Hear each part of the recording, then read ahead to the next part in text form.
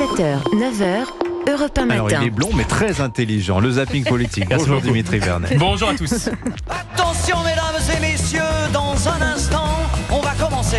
Mais avant cela, rappelez-vous, vendredi, nous nous sommes quittés sur une énigme. Ah oui. Ah oui, Vous savez, les Jeux Olympiques, moi j'y ai participé. Et oui, Gérard Larcher sur France 2 révélait avoir participé aux JO. Mais quand? Dans quelle discipline? Si vous n'avez pas fait vos devoirs, Dimitri, Anissa, voici la réponse. Vous savez, les Jeux Olympiques, moi j'y ai participé.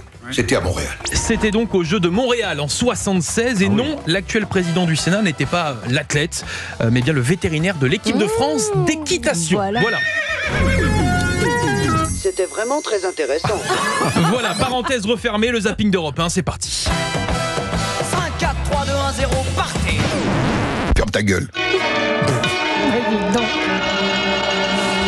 Regardez, ils sont là. Ils sont dans les campagnes, dans les villes. Et oui, ce week-end, c'était 50 nuances de gauche. Ils étaient partout, absolument partout, à commencer par Raphaël Glucksmann sur BFM TV.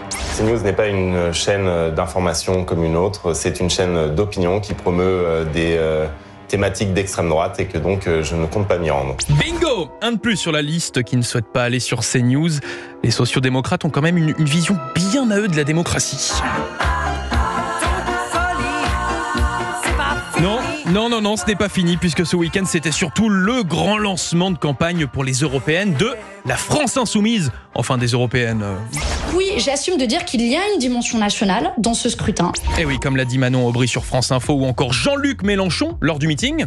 Vous devez, par la campagne que nous menons, nous hisser devant tout et tout le monde pour être en état de combattre et de préparer l'élection de 2027. Les Insoumis voient le 9 juin comme la première étape de l'élection présidentielle de 2027. Je vais être bientôt le maître du monde. Et oui, Mélenchon est toujours là. Et plus les années passent, plus... Monsieur Poutine est un chef d'État dangereux parce qu'il est un chef d'État impliqué par la question de la paix et de la guerre. Il fait donc dans son domaine ce qu'il croit être son devoir, comme nous-mêmes, nous faisons ce que nous croyons être notre devoir. Sans commentaire, alors certains vous diront que Mélenchon n'est juste plus dans le coup, d'autres vont plus loin, regardent dans le rétro pour faire une analyse, comme la porte-parole du gouvernement, Prisca Thévenot sur Radio J.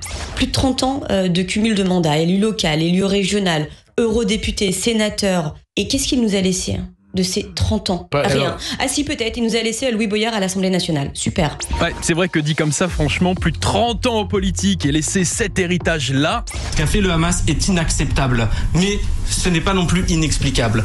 On comprend pourquoi Jean-Luc pense encore à 2027. Après, vous savez, les chiens ne font pas des chats. La paix, la paix, la paix, c'est notre vote. Salut. Merci Dimitri Vernet. Le zapping politique sur Europe 1 comme chaque matin. À demain.